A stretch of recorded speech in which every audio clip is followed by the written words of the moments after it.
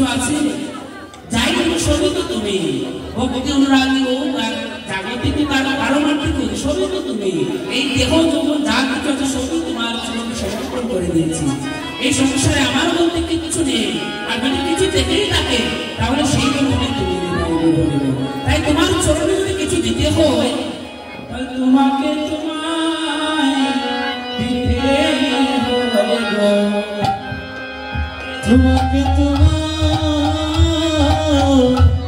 দিতে যদি তোমার শ্রীচরণে আমার কিছু দিতে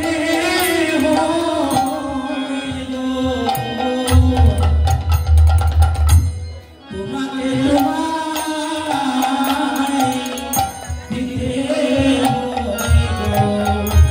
ও তোমার শ্রীচরণে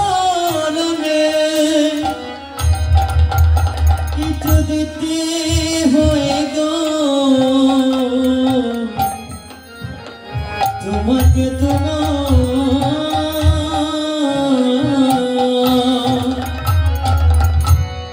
দিতে গো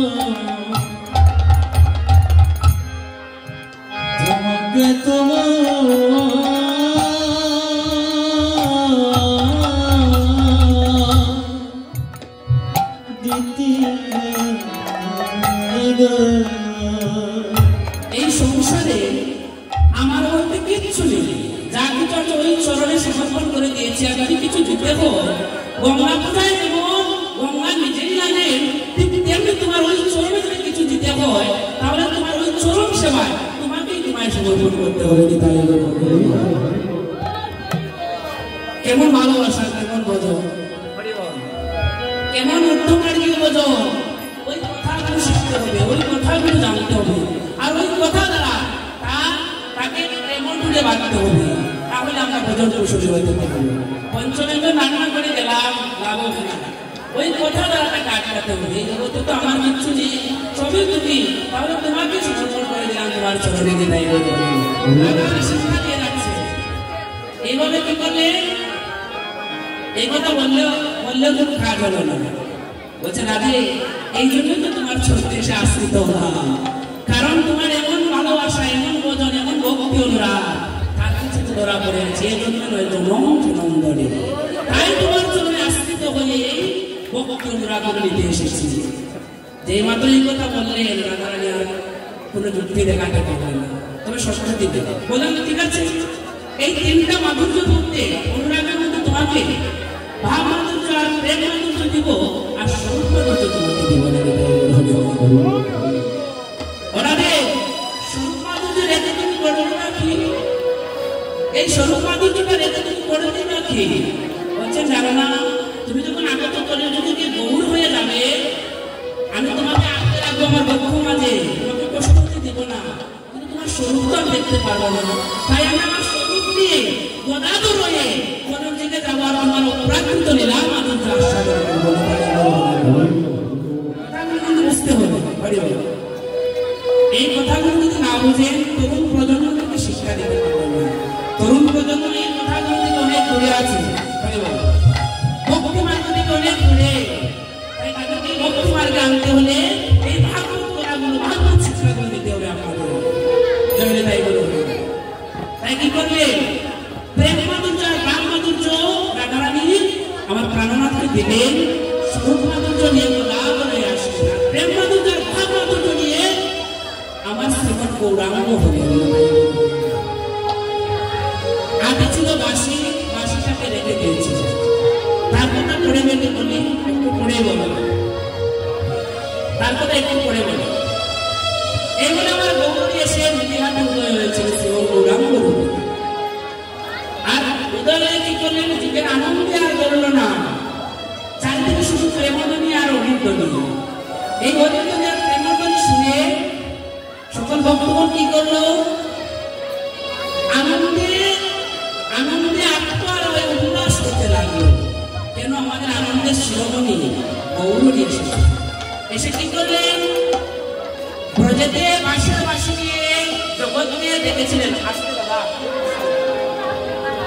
জগৎকে বাঁশির বাঁশি দিয়ে বংশী বদলে ডেকেছিলেন ব্রজেতে। আর এই নদিয়াতে এসে দেহ বাঁশি দিয়ে হরি বদলে সকলকে মোহিত করতে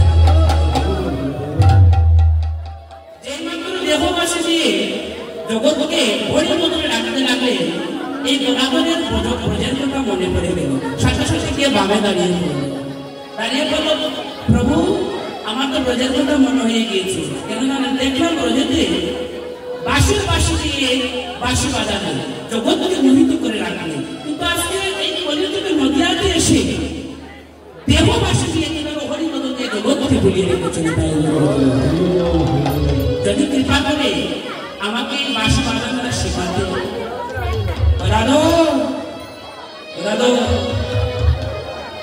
বাঁশির বাঁশি দিয়ে বাঁশি বাজানো যতটুকু সহজ, এই দেহ বাঁশি দিয়ে বাঁশি বাজানো কত কঠিন।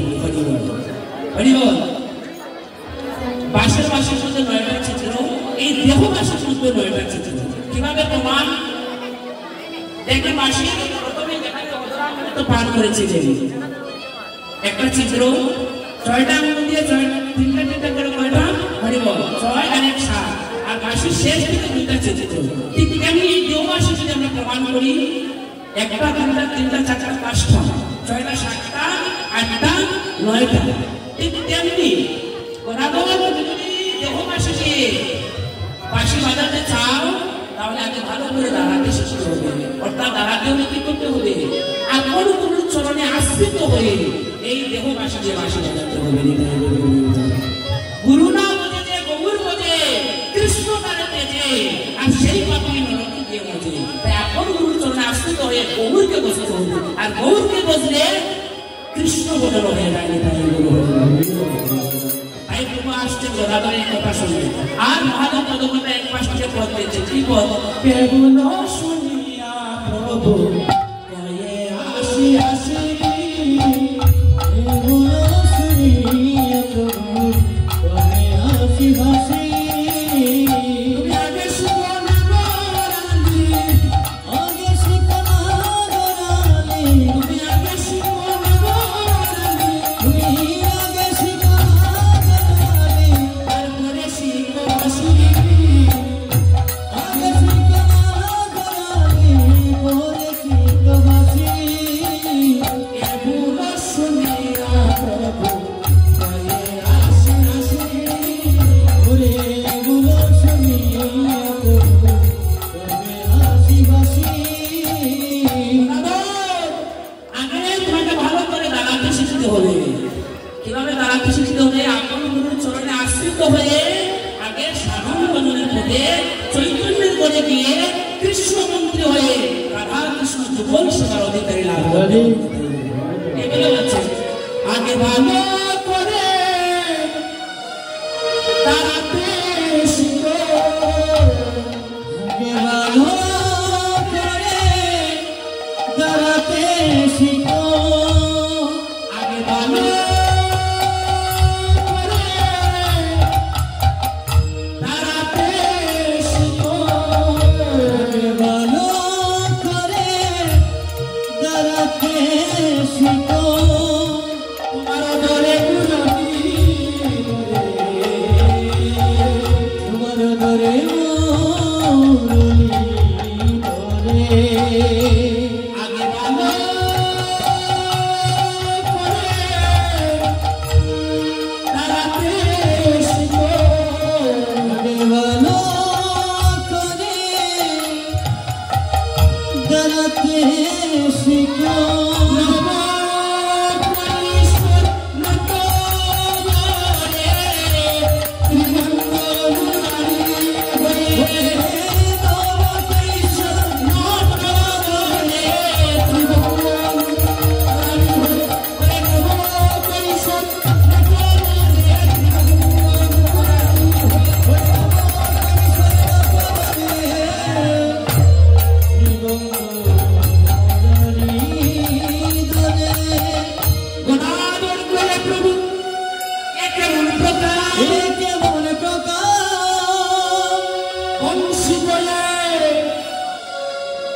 বংশী করে নয়ন বাঁকা ত্রিভঙ্গ আকার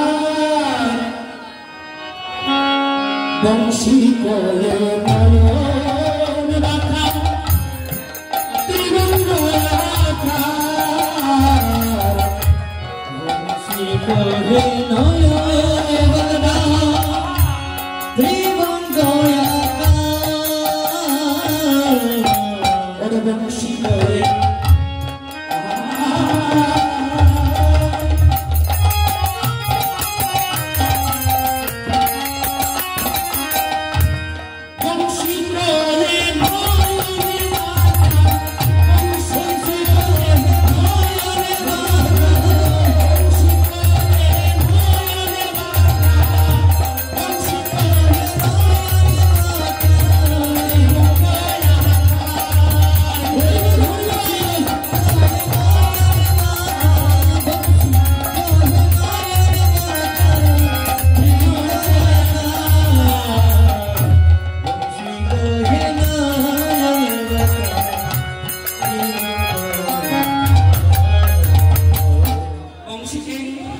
চৈতন্য ভাগবত পরিচয় দিচ্ছে বংশীওয়ালের হাতের বাসিটা রেখে দিয়ে এসেছিলেন তখন ডাক দিয়ে বলেছিল প্রভু কোথায় যাচ্ছেন আমাকে রেখে বলছেন আমাকে আগত কলির যুগে যে খাঙ্গাল বেশকে ধারণ করতে হবে তোমাকে তো সাথে করে নিলে হবে না কারণ ব্রজেতে তোমার প্রয়োজন ছিল এই নদিয়াতে তোমার কোনো প্রয়োজন নেই তাই তোমাকে রেখে চলে যাচ্ছে ভালো কথা বাহ বাহ বাহ যেখানে প্রয়োজন শেষ সেখানে ভালোবাসা শেষ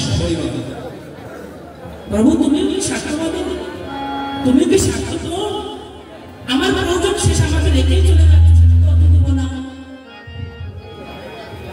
বাসি আমি বললাম না যে তোমার কোনো প্রয়োজন নেই আমার নদিয়া থেকে আমি দেহবাসী দিয়ে বাসা বাজাবো আর আজ আর বাসির বাসি দিয়ে আর বাসি বাজাবো তাই কি করলেন বলে তোমাকে নিবন্ধন কিন্তু না এমন ভাবে চরণ জড়িয়ে ধরলো বংশী বলো না আমাকে নিতে হবে তোমার লীলা মাধুর্যকে আমার আশ্বাসন করতে হবে তুমি কিভাবে এই দেহ দিয়ে বাসি বাজাও সেটা আমাকে দেখতে হবে সেই জন্য মনে আশা পূরণ করার জন্য গৌরী বলেছিলেন ঠিক আছে তাহলে আর বাসি হয়ে নয় তোমাকে কলির যুগে আগত কলির যুগে বংশী বদন দাস থেকে জন্মগ্রহণ করবে তুমি তোরাবলী রচনা করবে আর এই পথ এই গৌর অনুরাগে যেন আস্বাদন করবে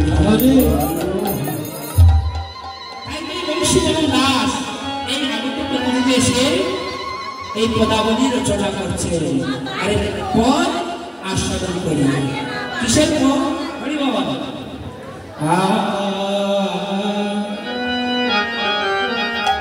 আজ সুরধনের গঙ্গার তীরে সুরধনের গঙ্গার তীর হইল এই সুরধনের গঙ্গার তীর সেই তীর এখানে যারা বসে আছেন আজকে যে হরি কথা হচ্ছে সেই সুরধনের তীর হচ্ছে এই গঙ্গার তীর হইল এখানে হচ্ছে গঙ্গা যেখানে হরি কথা হয় সেখানে গঙ্গা শুরু হয়ে যায় কেন জানেন সেটা ব্যাখ্যা দিচ্ছে শ্রীমদ্ ভগবত গীতা মলিনে মুছো পুংসাং করে স্নান দিনে দিনে জগতের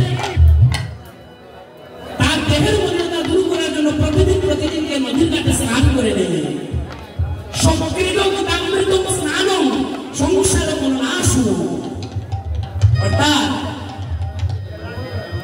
কোন ব্যক্তি যদি এসে কীর্তনাসনে ভাগবতাসনে এসে অপ্রাকৃত গীতামৃত রস কৃষ্ণ গীতামৃত রস আস্বাদন করে চোখের জলে স্নান করে শুধু এ জন্মে নয় জন্ম জন্মে তার সংসারের মলিনতা দূর হয়ে যায় তাই মহাপ্রভুর চরণ তথা গঙ্গা স্বরূপ মহাপ্রভুর চরণ তথা গঙ্গা স্বরূপ তাই সুরধনীর কাঠে আজ আমার মহাপ্রভু হরিবদনে ডাকলেন আর এই অপ্রাকৃত মধুর কৃষ্ণ নাম শুনে এই নদিয়ারি গৌর অনুরাগী তাকে ভাগ্যবান বলা হলো এই গৌর অনুরাগী এই অপ্রাকৃত মধুর কৃষ্ণ নাম শুনে কৃষ্ণ ভাবে ভাবান্বিত হয়ে আজ গৌর হরির রূপে পাগল সেজে কি করলেন গৌর বেশে ঘরে এসে নিরলে কাটতে থাকলেন তখন যারা অন্যান্য গৌর অনুরাগী যারা ছিলেন, গৌর ভক্তগণ যারা ছিলেন, তারা এসে নাগরিককে প্রশ্ন করল, ওয়ে গৌর ভাবিনী, ওয়ে গৌর অনুরাগী, আজ তোমার কি হলো? এভাবে ঘরে বসে তুমি কাঁদছো কেন? তখন আমার গৌর ভাবি শেষে উত্তর দিলেন, কিসের উত্তর? ওই আমি কেন গেলাম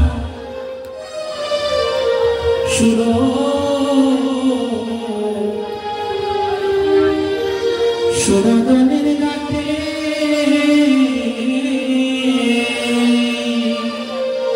ওই আমি কেন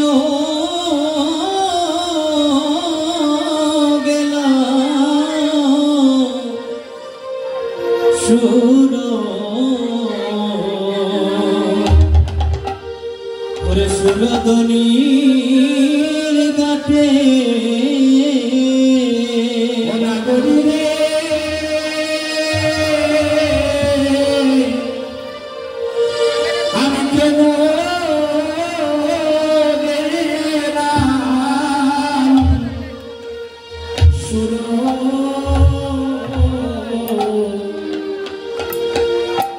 সুরধনীর ঘাটে,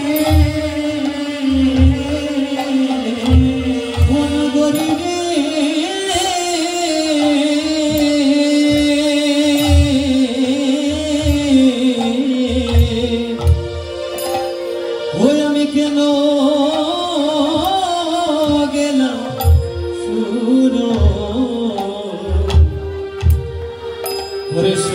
সুরধনীর ঘাটে, আমি কেন গেলাম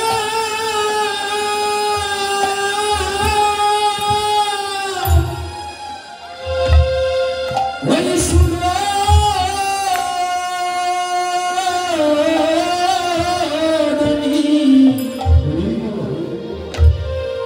সুরধনের ঘাটে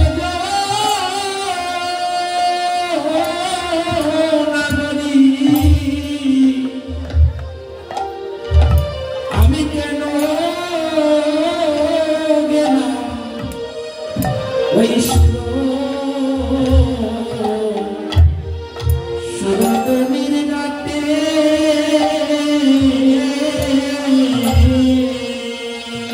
ওই আমি কেন গেলাম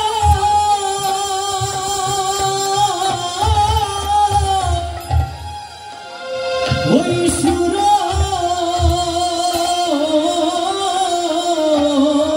সুরধনীর ঘাটে গো,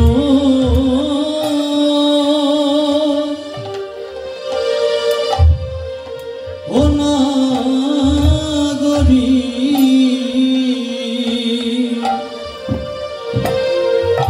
ওই আমি কেন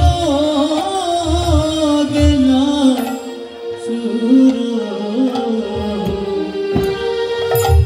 সুরধনী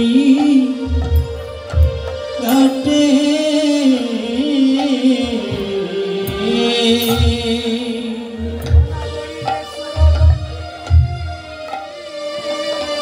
আরে আমি কেন গেলাম ও নগরী রে সুরধনীর ঘাটে, ওই আমি কেন রে গেলাম,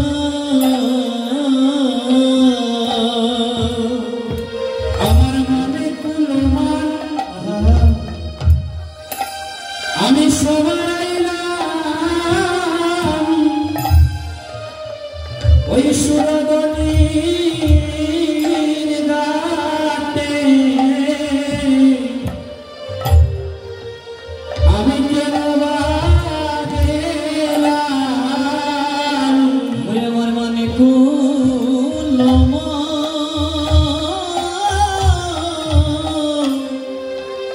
সব হারাইলাম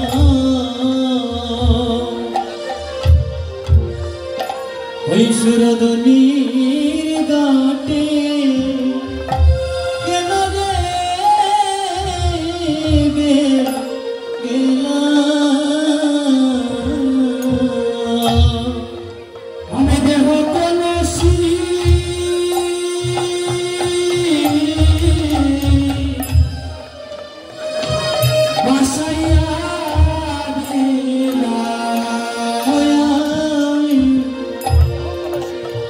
দেহ কলসি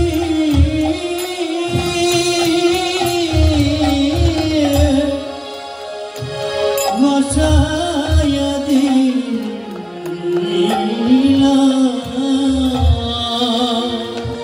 অনাগরি রে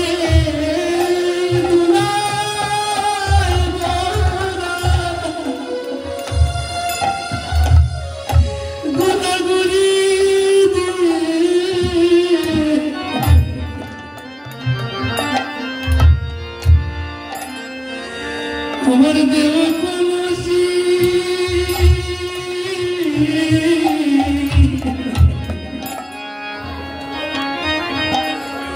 আমি ভাষায়া দিলাম অনাগরি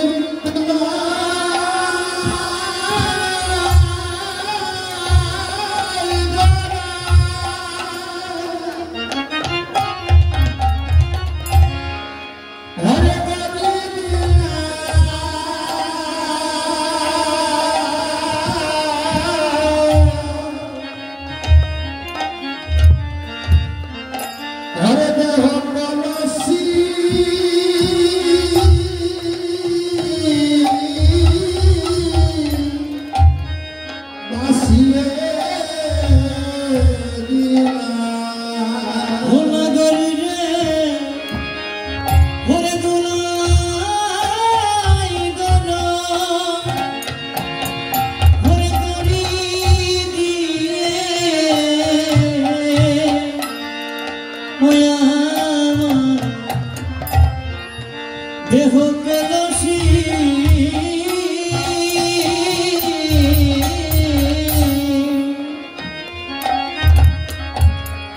ওই আমি বাসি দিলাম